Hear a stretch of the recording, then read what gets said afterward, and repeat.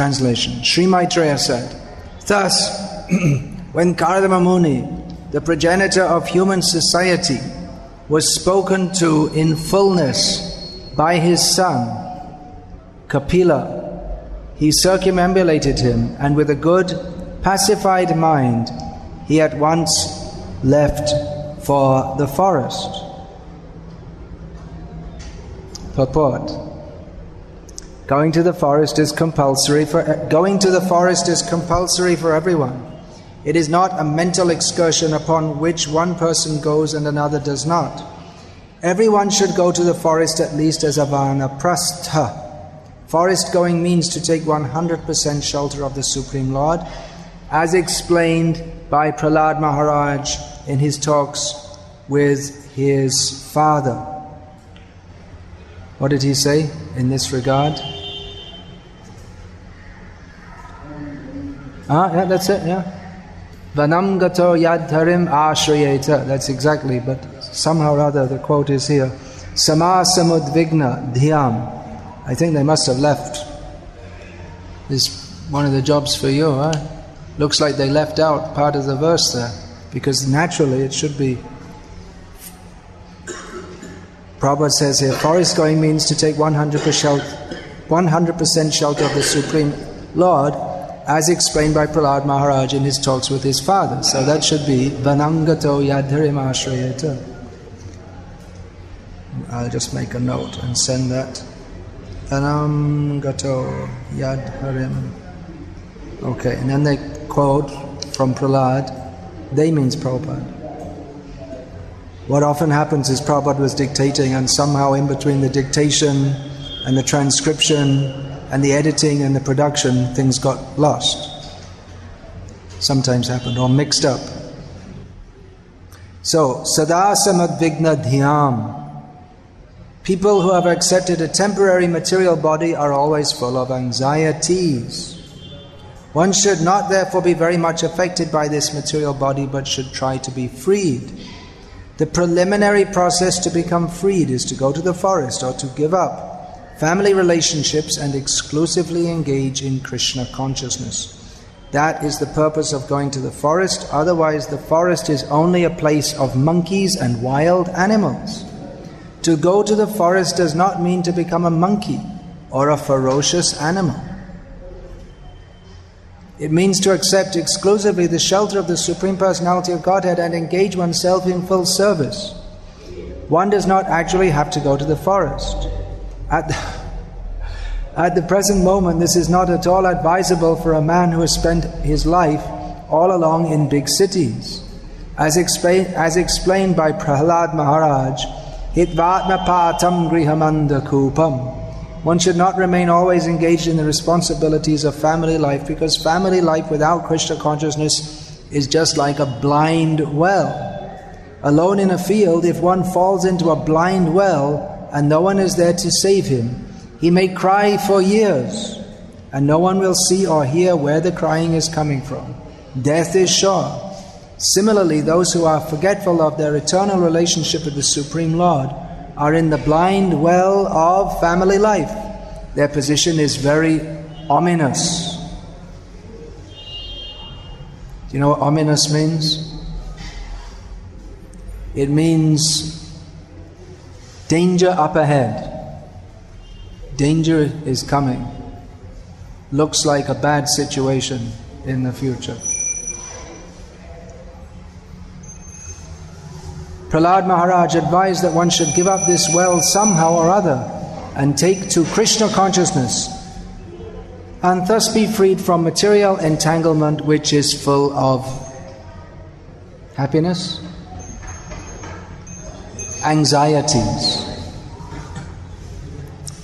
Om Jnana Timirandhasya Jnananjana Shalakaya Chakshurunmilitam Yena Tasmai Shri Gurave Namaha.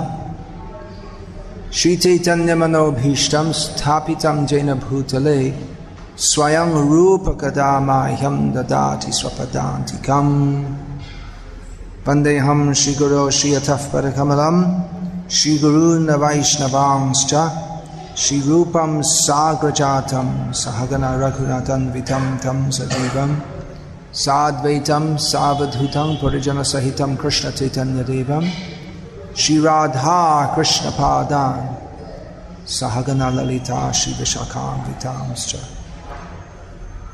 He Krishna Karuna Sindho Dinabandho Jagatpate Gopesha Gopika Kanta Radha Kanta Namostute Tapta Kanchana Gaurangi Radhe Vrindavaneshwari Rishabhanu Sute Devi Pranamami Hari Vancha Kalpatarubhyascha Kripa Sindhubhya Evacha Patitanam Pavanebhyo Vaishnavebhyo Namo Namaha Shri Krishna Chaitanya Prabhu Nityananda Shri Advaita Gadadhara Srivasadi Gaura Bhakta Vrindam Hare Krishna Krishna Krishna Hare Hare Hare Rama Rama Rama Hare Hare.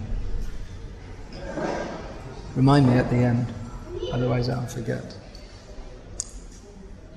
Well, looks like the arrangement of the Lord that yesterday, as we were listening to Prabhupada's class, towards the end of the class, Prabhupada was again and again quoting Hridaya Granthi Bhedanam. One has to cut the knot on the heart. What is the Hridaya Granthi explained in Srimad Bhagavatam? Pungsastriya mithuni bhavamedam tayoraho Hridaya Granthi mahuhu. The attraction between male and female is the binding force in material existence, which forms a hard knot of attachment within the heart. So Prabhupada was repeatedly quoting this, that one has to cut this attachment. And at the end of the class I noted to Surdas Prabhu and Devakinandan Prabhu, who were there, that actually within our society this is not very popular preaching, because this, you quoted this Prabhupada is saying here, Prabhupada often quoted, Panchas Urdhvang Banang Rajet. At the age of 50 or above 50, one should go to the forest. So I was saying there's not very popular preaching in our society, because in the West there are plenty of divorce cases, just, husband leaves the wife or wife leaves the husband, but specifically this is family planning. Have a family, have your children, and then you aim to, Krishna willing, if one lives that long, that by the age of 50 one should have one's children settled, and then one should enter into Vanaprastha life. So I was saying that at least for those of our devotees who are accepting spiritual leadership roles, especially gurus who are grihastas, it would seem to be a better example. If they're older and their children are settled, then they're not still with their wives. Now for those who have been engaged in more or less secular activities throughout their lives, for them at the age of 50 to, because there are two types of Vanaprastha life. That one is that one lives more or less with one's wife, but gives up the family involvement in family life, and with one's aged wife, one executes spiritual activities. And the other type is that one becomes detached, and it means not living with one's wife. That's the first stage of, there are various stages of sannyas. Kutijak, Bahudak, Parivrajak, Paramahamsa. But the point is that one should increase, one should, family life means, generally that means that there is some, generally or always we can say, it's some material attachment is there, so one should work on becoming free from that. So if one's been living in a secular life, that means, in modern life, that means having a job, or being what they call a normal person. Then for one to accept the vanaprastha stage of living with one's wife and traveling to different holy places or engaging full-time in preaching Krishna consciousness, that's a step forward. But for one who's been living as a sadhu with his wife, grihastha sadhu, then in pursuance of what Srila Prabhupada is, at least those who are followers of Prabhupada should consider very seriously that Prabhupada he stressed this point again and again, that at the age of 50 one should become detached. One should work seriously on becoming detached from material attachments. Prabhupada was radical in this regard in his own life. At about the age of 50, a little bit more, he more or less gave up his family life. He didn't announce anything to anyone, but he just went and lived in Vrindavan, and he didn't fully give up contact. His son Vrindavan came and lived with him for some time. There was some contact, but he didn't go back home again, and he took sannyas. He was very radical.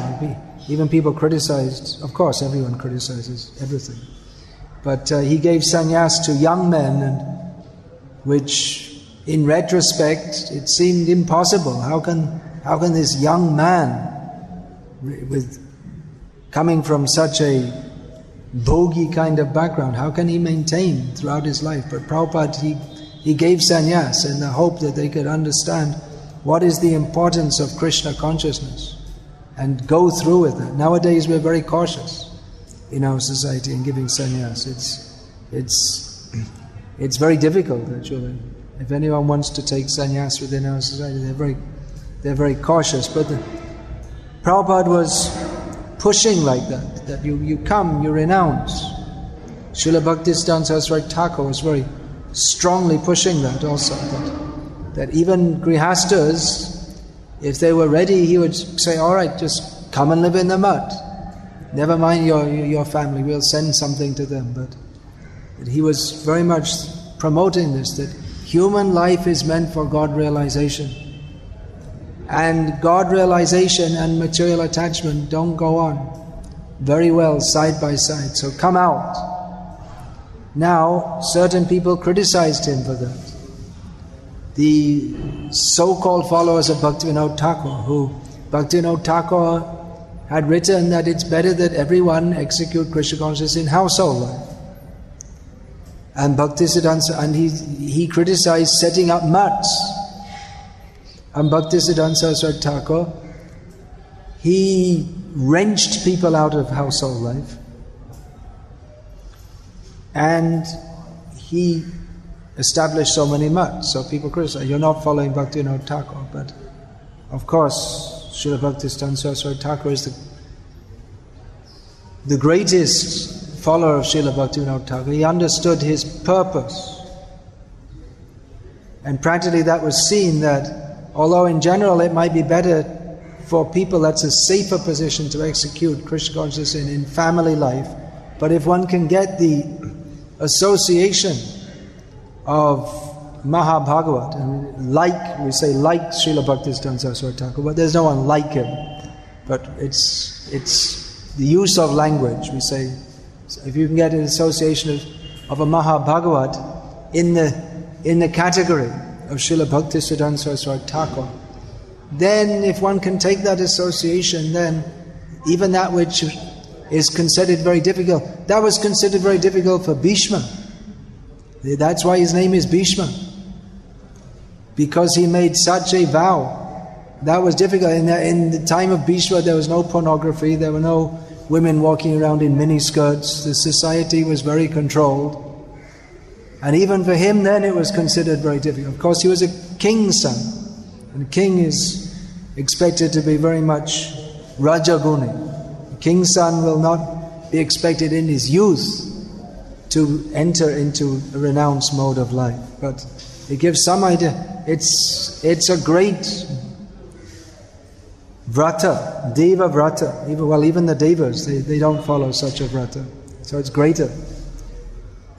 So, what is the point? Should one be renounced, or one can execute Krishna consciousness either in family life or in renounced life? The point is to be Krishna conscious.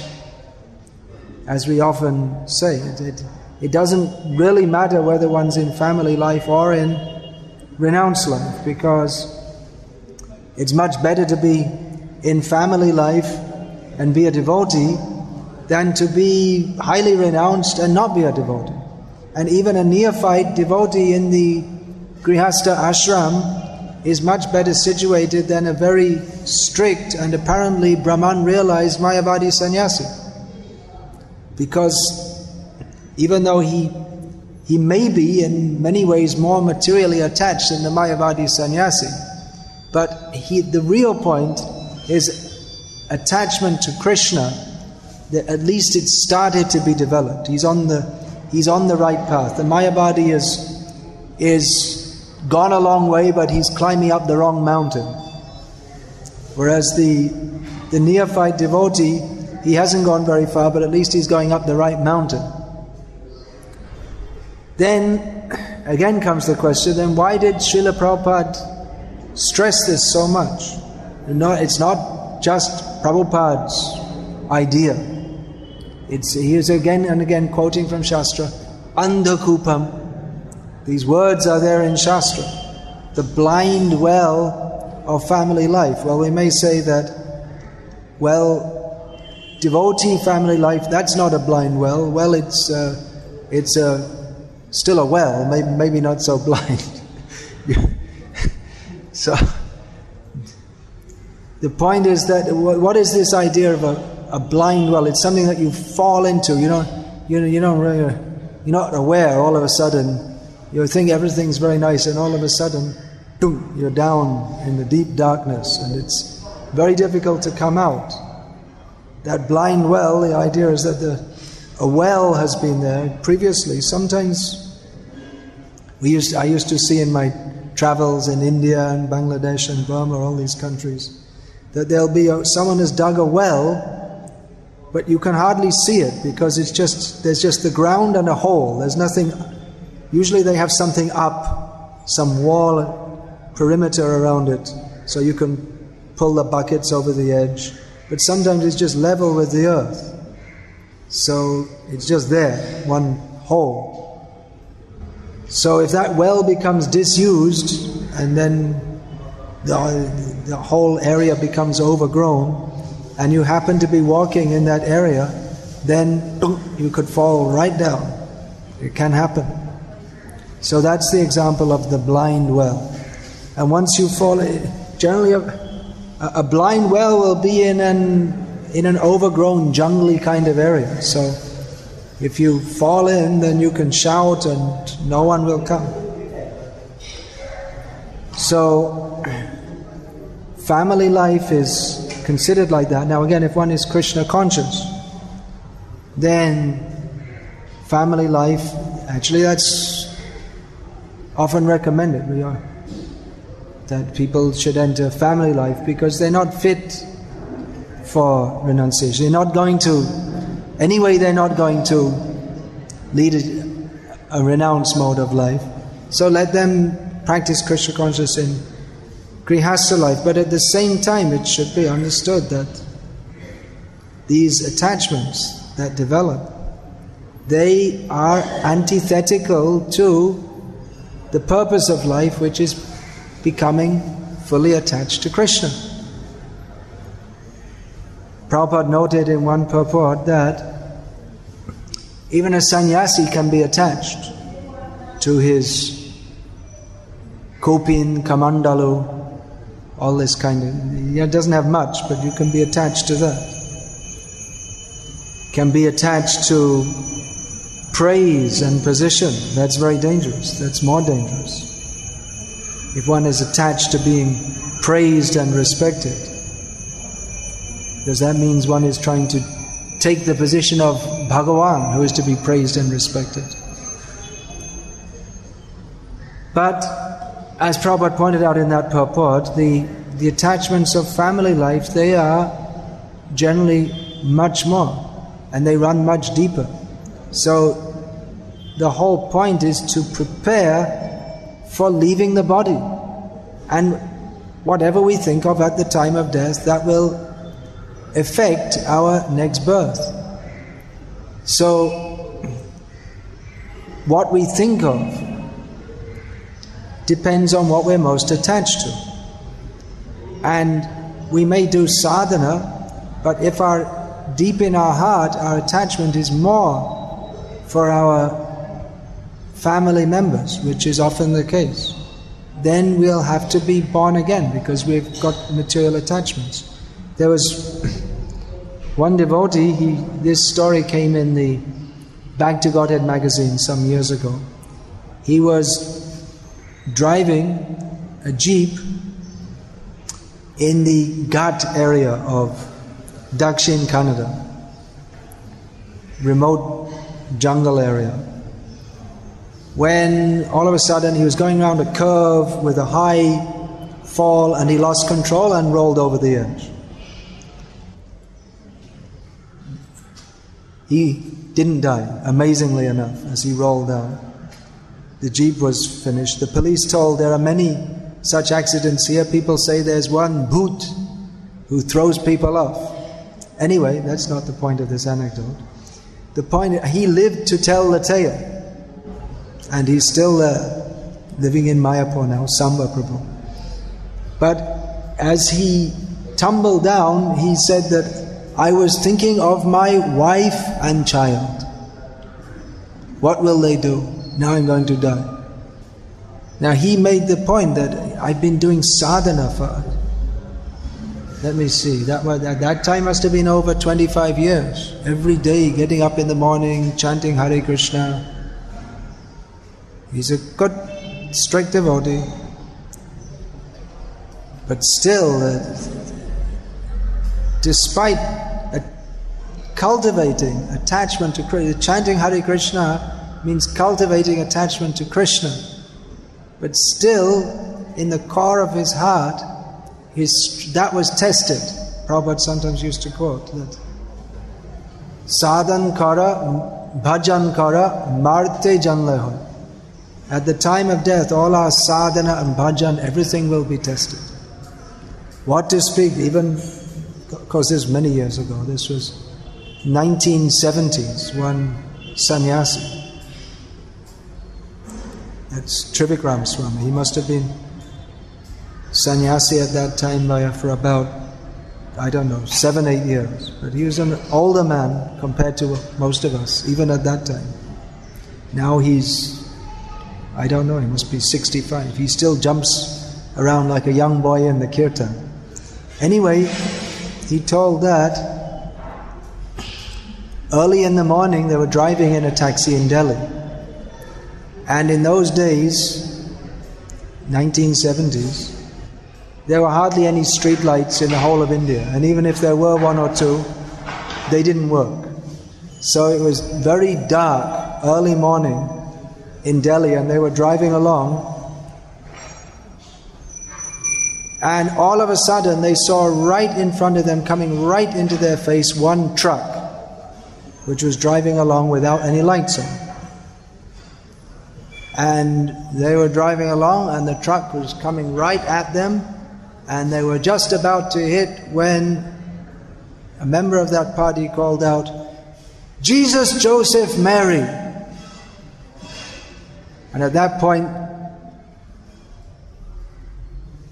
the mystic power which the auto rickshaw wallahs and all the drivers in India have, that they're driving right at each other, and at the last minute they just somehow or other miss each other by 0.5 millimeter. So that happens. Of course, sometimes it doesn't work, and then, there's a big mess on the road. Quite often, actually.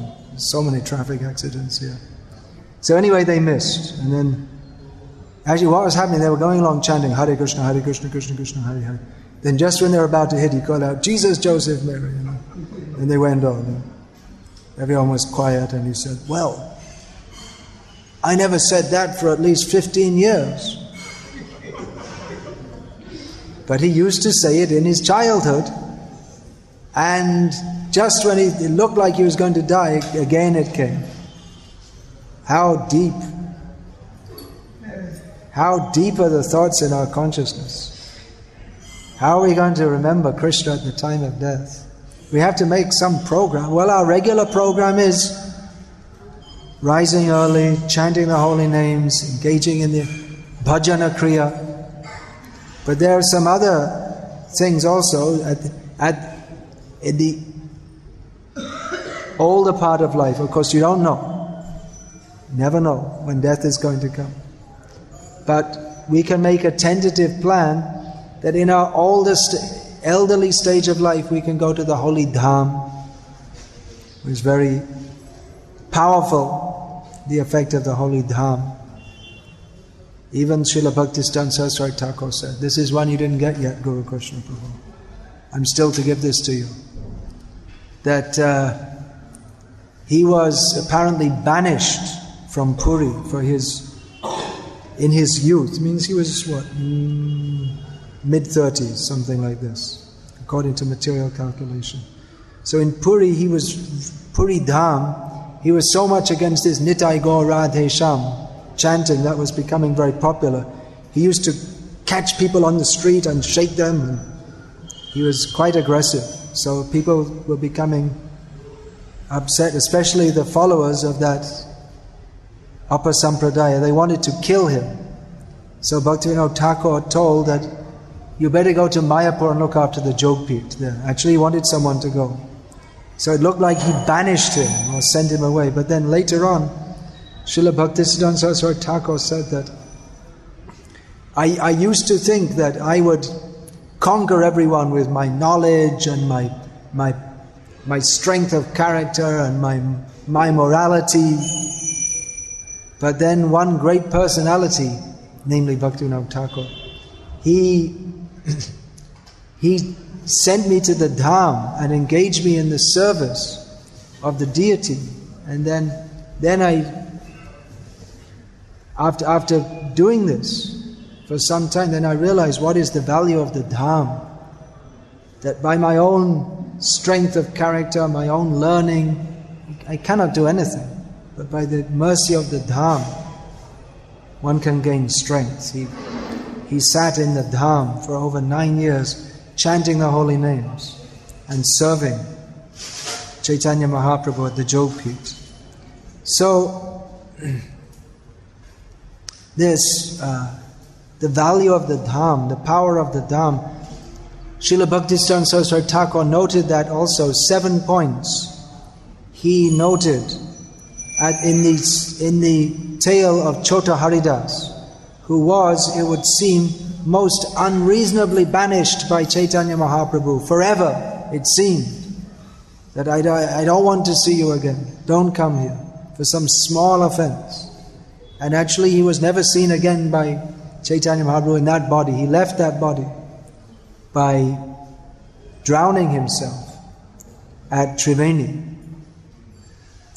So one of the points that Bhaktisiddhanta Saraswati Thakur noted is what is the power of the dham? What is the value of the holy place? These places, they're not ordinary places. These very special places manifested on this earth. So that's one program. One can go to the dham, go to the holy dham, and take shelter of the holy dham, because if one leaves his body in the holy dham, then he is guaranteed to go back to Godhead. Even if there's some offense, he may take birth as some turtle in Radha Kund and get taken out by the municipality, as happened recently. All the turtles were taken out, you know that? Or you can become a monkey, and to date The monkeys are allowed to run here and there. In other countries they wouldn't allow that. All over India the monkeys run around all over the place, and they make quite a nuisance actually, isn't it?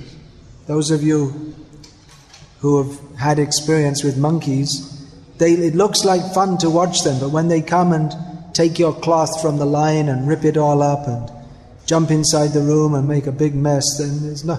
In other countries they would just kill them, but in India no, because it's known that monkeys are very dear to Lord Ram and to Lord Krishna. So no one's going to disturb them, even though they disturb us so much. So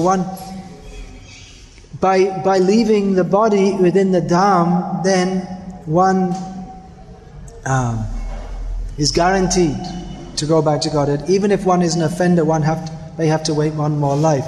Of course, if one is hypocritically, duplicitously, I can't remember the word, taking the shelter of the dham, then the dham may not give him shelter. That happens sometimes. People come to the dham, they go to Vrindavan to die, and then they're getting old and sick, they're about to leave their bodies, and their relatives take them to Delhi to the hospital and they pass away there. There are cases like that. One can also, just like we have Subal is here, he spent all his life, at least for as long as anyone here can remember, serving Shri Shri Radha Rasbihari. So he's taking shelter here. Because here, there's always the sound of kirtan, there's always the worship of the Lord is going on.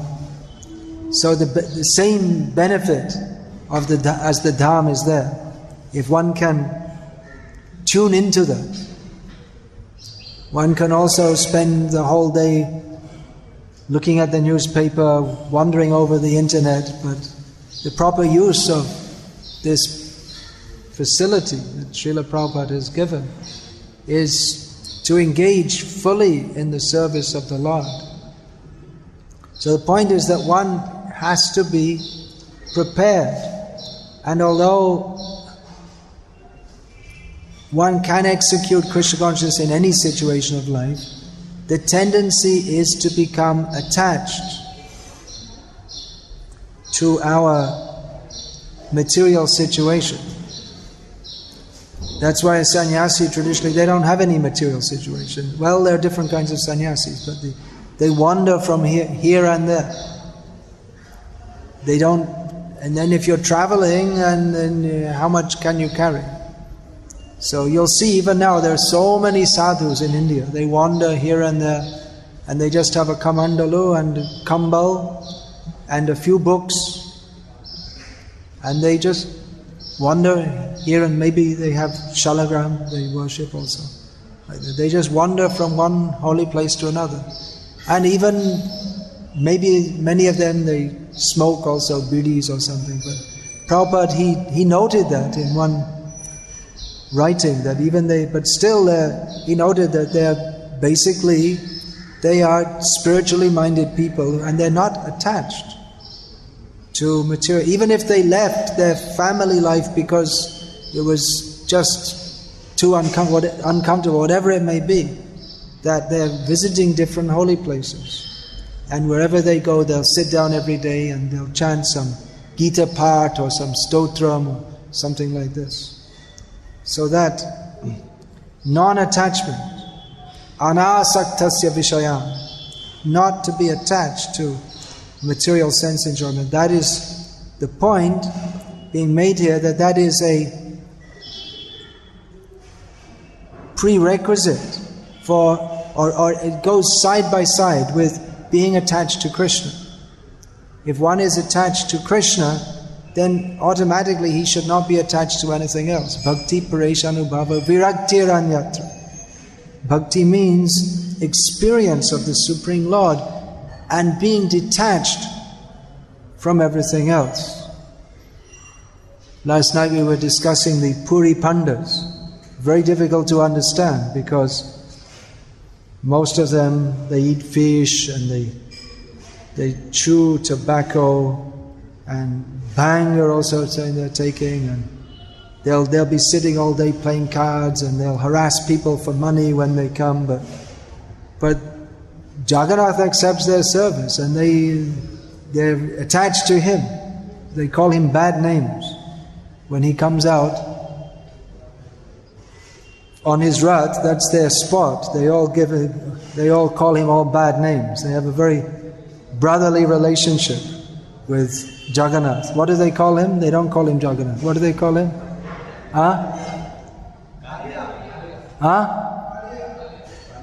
Galia. Kalia. Okay. So, and Balabhadra? Balai.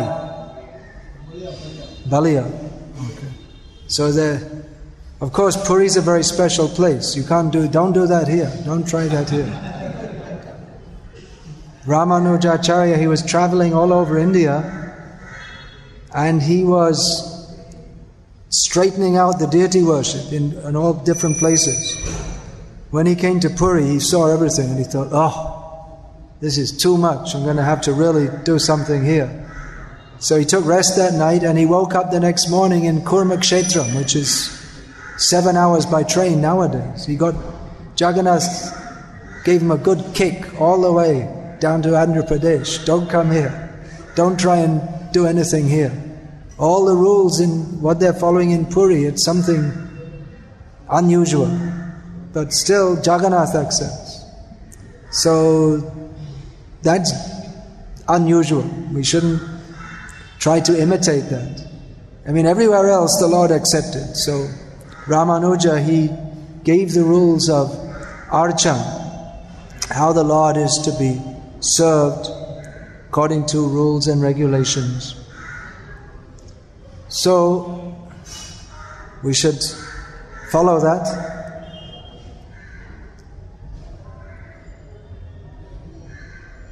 All these rules and regulations are to help us to become attached to Krishna and detached from everything else. So Prabhupada was very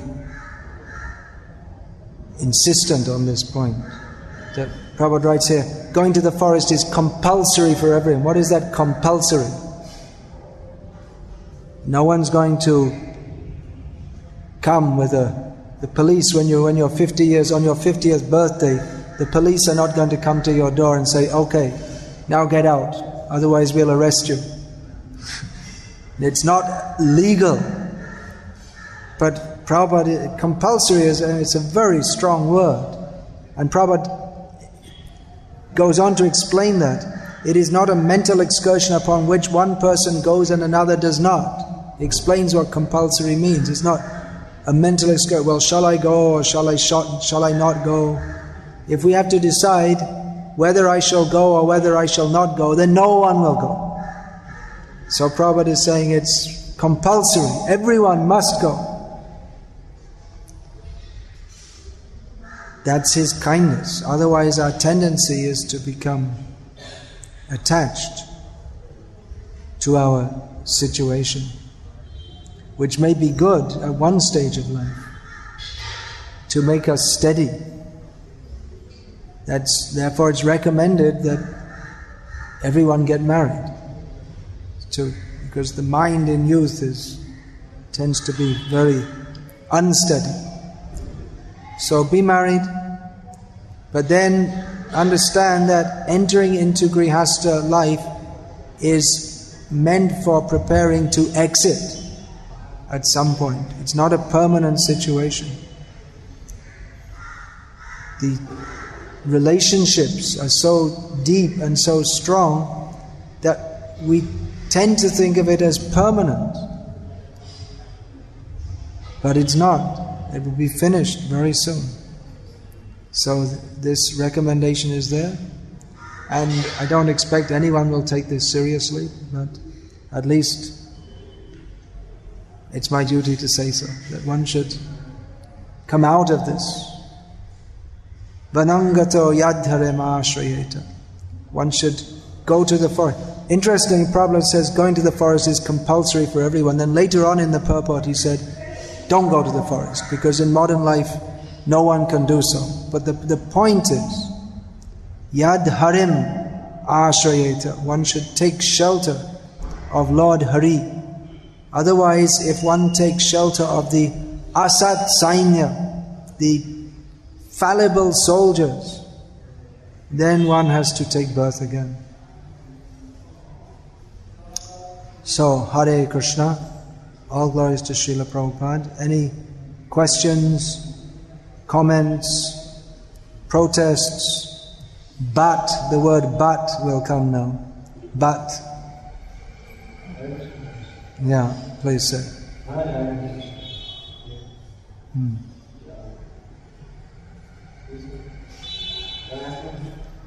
Yeah, I guess you can. Devakinandan also has his hand up, but as you have the mic and it's a long way to the back.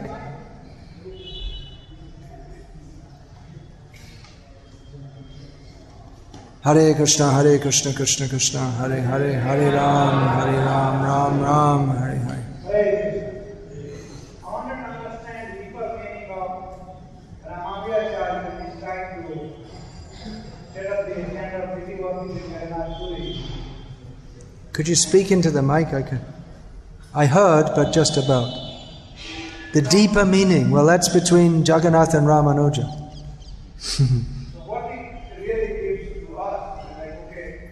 What does it mean to us? Maybe not that much. Like I said, it's between Jagannath and Ramanuja. But we do quote all the time, and some people may take advantage of this. We may do what? Sorry? Some people may take advantage of this, that one who is worshipping the deity, their express or irrelevant, but I can say anything. Then you have to see. Bhakti has to be executed under the guidance of a guru. Otherwise it's like Mira, it's me and Krishna and no one else. We're the only two beings in existence. That's not accepted. One has to do under the guidance. One has to execute bhakti under the guidance of an acharya, who will tell that this is not correct. If you say, special relationship with the deity, everyone has a special relationship with the deity. But don't overstep your bounds. We should know. I heard sometimes some devotee like to make a point of going on the altar without bathing, just to show that I'm on the Raga-nuga platform. But that's not Raga-nuga Bhakti. Raga-nuga Bhakti, one should follow vidhi externally, and internally one cultivates this raga following the raga of the ragatmikas bhaktas. It's not that one deliberately breaks all the rules just to show how advanced I am. That's nonsense.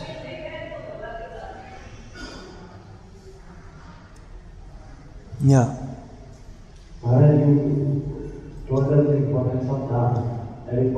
Little bit. It's a big subject. Then if one gets a chance to die in Dham. Then what? If one gets a chance to die in Dham, in the geographical area of the Dham, if one dies, if one leaves his body. Geographically? Yeah, Dham, a geographical area of the Dham, right? Dham is not geographical. That's a misunderstanding. Dham is not part of this material world. Vrindavan is not part of UP. There's a post office called Vrindavan. There's a railway station called Vrindavan. But that's not Krishna's Vrindavan. That's how we see it. That's Maritya Buddhi. That's the material way of seeing. Going to the Dham, as Prabhupada writes here, means going to the forest, means taking exclusive shelter of Krishna. So it's not that you just plonk your body in what you consider to be some geographical area, and then immediately you're making an offense. The Dham is being non-different from Krishna, is very kindly manifested within this material world, so that we can take shelter of the Dham, the spiritual world. But if we take it as a material place, then we're not living in the Dham, actually. If we think this is living in the material world, we see everything as a place for our sense enjoyment. So if we go to the Dham and we think this is also a place for my sense enjoyment, then we never actually left the material world. Nowadays in Vrindavan, it's all they're building these big apartments for rich people to go. But that's not Vrajvas. To live comfortably with the dish antenna on the roof, that's not. Hanging out at the lassi bar, that's not Vrajvas. That's not how what our acharyas have taught us. It's just making a mockery. Go to the Dham means to follow in the footsteps. Rupa Ragun, what is that? Rupa Ragunatha Pade Hoibe Akuti Tobe Hama Bujbo She Jugal Puriti. Vrindavan means the land of Jugal Puriti, the land of where Radha and Krishna are having their Prem Vilas. So that can be understood by, one should go there and follow in the footsteps of the 6 Goswamis, study their books, become absorbed. How they were living in Vrindavan. Hey Radhe Vrajadevike Chalalite, Hey Nandasuno Kutaha. They were calling out, Goshanta Viti Saravato Vrajapure Kedaya Mahaviva. Absorbed in Krishna consciousness. That's going to the Dham, not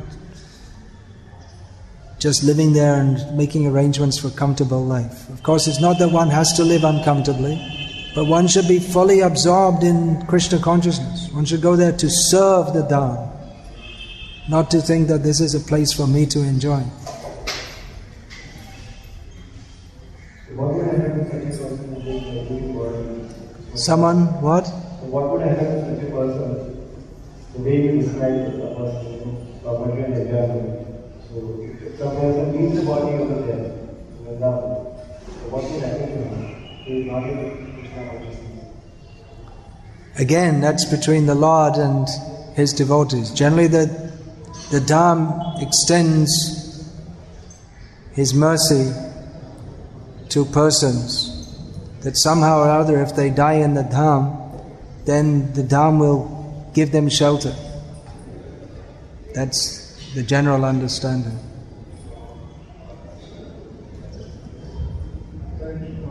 One should not, what is that? Bhaktisiddhanta Saraswati Thakur said that don't bring so many materialists to Navadvip Dham to increase the weight of the Dham.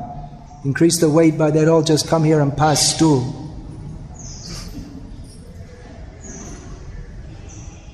Today is also Galadha Parents' Day.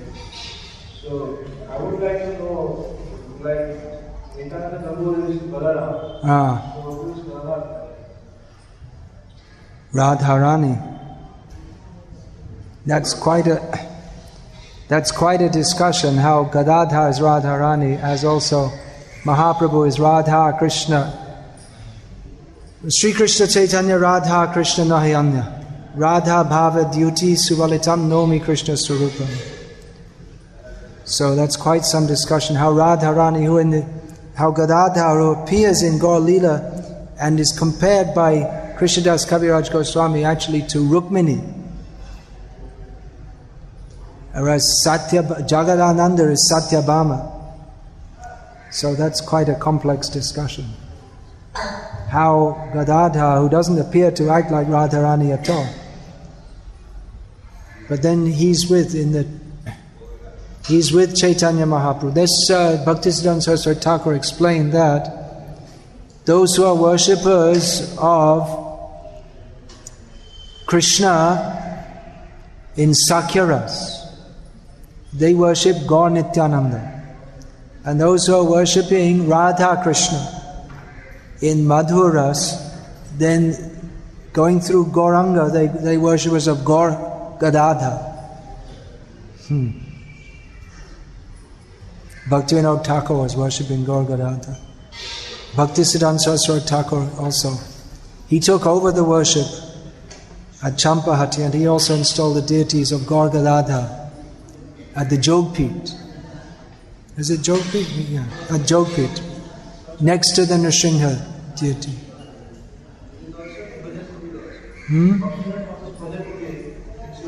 Yeah. That's his Gorgadata deities are there.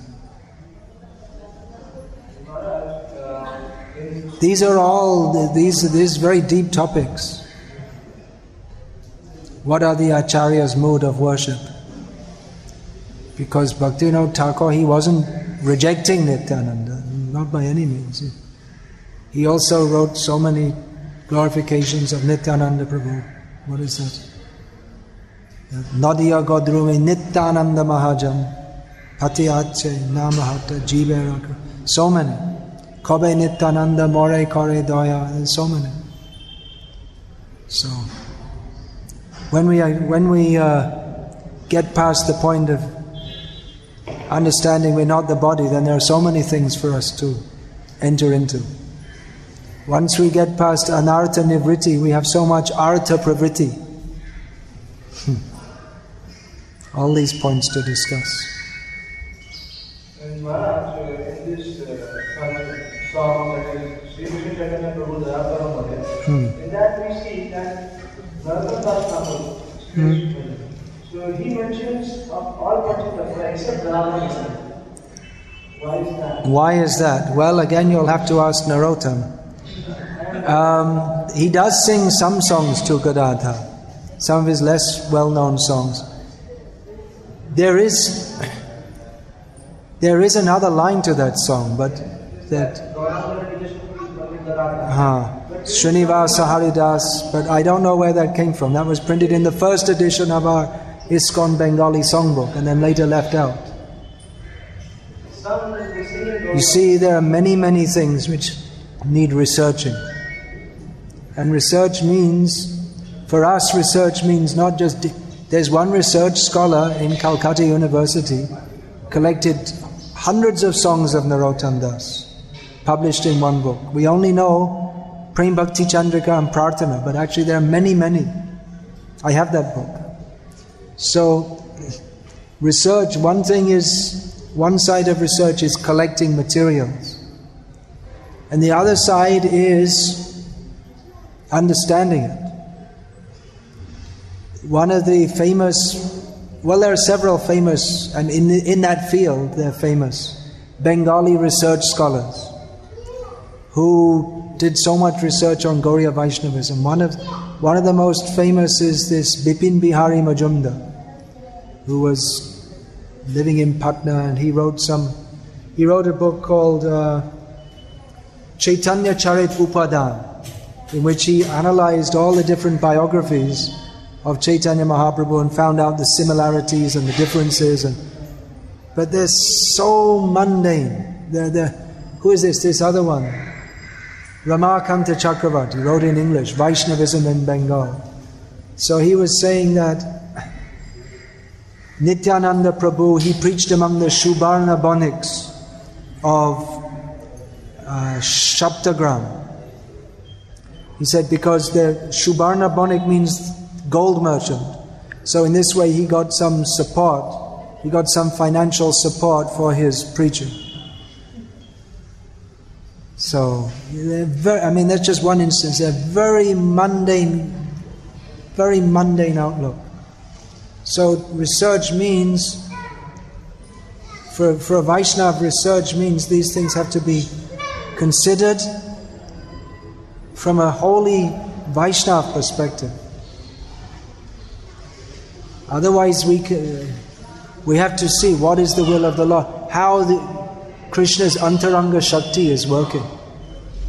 Otherwise we'll misunderstand everything. We have to see how our acharyas are teaching. Many times they teach and they act in ways which we may not understand. Bhaktisiddhanta Saraswati Thakur, so many devotees came to him and said, "Oh, this manager, we're collecting so much money. He's stealing it all. He's stealing so much money. We don't want to collect anymore." Bhaktisiddhanta Saraswati chastised him. He said, "What have you come here for? For politics or for bhajan? You just do your bhajan, that's all." They had good reason to complain, but he didn't accept it. And that was the cause of the... And then another sannyasi came to him and he wrote a letter saying that in the future, this will be the future history of the Gauriya Math. and it was how it would all split up and everything. And actually whatever he predicted came true. But when Bhaktisiddhanta Saraswati got that letter, he became so angry, he rejected that sannyasa. So how do you understand that? So we have to be very much Krishna conscious to understand our acharyas and how they took. I'll give another example, that it's been recorded that Srila Prabhupada said that Tamal Krishna Goswami is not a Vaishnava. That's been recorded. So some people, they take that and they make this like this is Prabhupada's total opinion of Tamal Krishna without seeing everything else he said about him and how he engaged him in service and he trusted him in so many ways. So Prabhupada might have said that, and if he did, it's an extremely heavy statement. And for a disciple to be chastised so strongly by his guru means that, and take it, means that he's a very much trusted disciple actually. Because you only strongly chastise those who can digest it. So one has to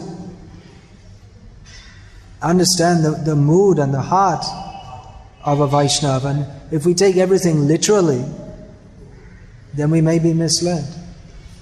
So some people are convinced that Prabhupada said Tamal Krishna Goswami is not a Vaishnava. See, that's the proof. But then others can see that he's accepted by Prabhupada, so he's so fortunate to be accepted for doing so many services in so many ways. So, yeah, research means we should go with our hands folded. Not like the materialistic researchers. They want to interpret everything in them.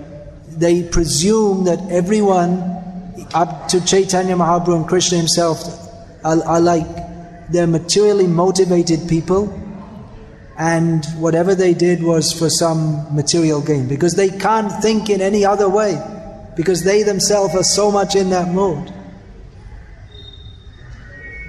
But if we understand that Krishna has his plans and he works through his devotees, and even someone may seem to be materially motivated,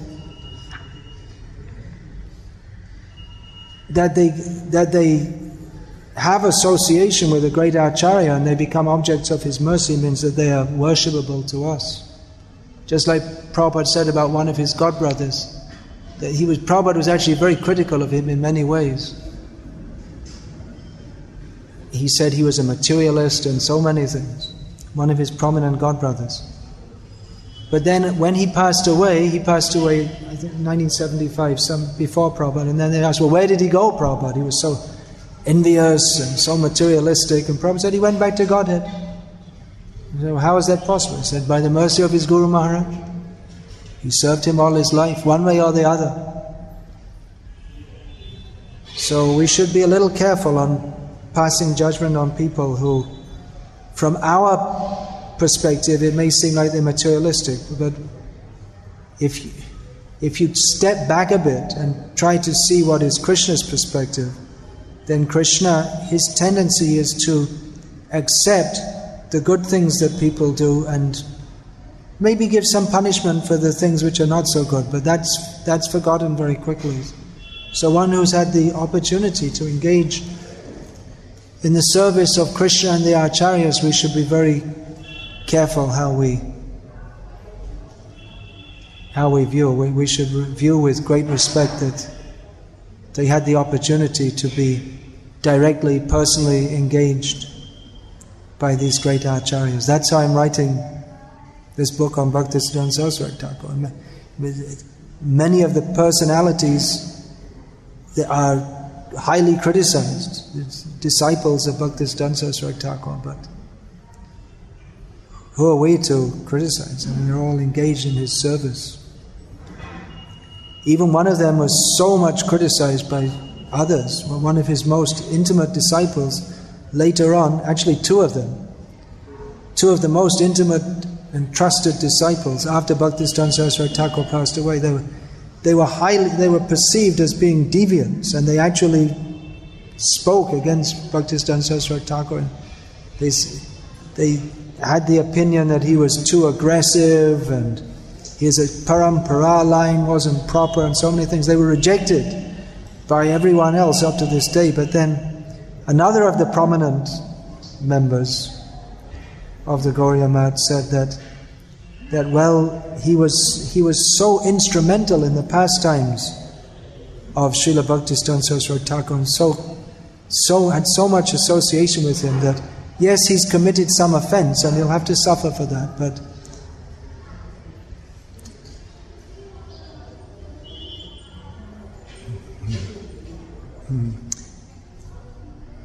in due course of time he will be accepted back again. So we should also think like that. We should be very careful to see the persons who have served Prabhupada, he's accepted their service. So, Hare Krishna. We're over time. All glories to Srila Prabhupada.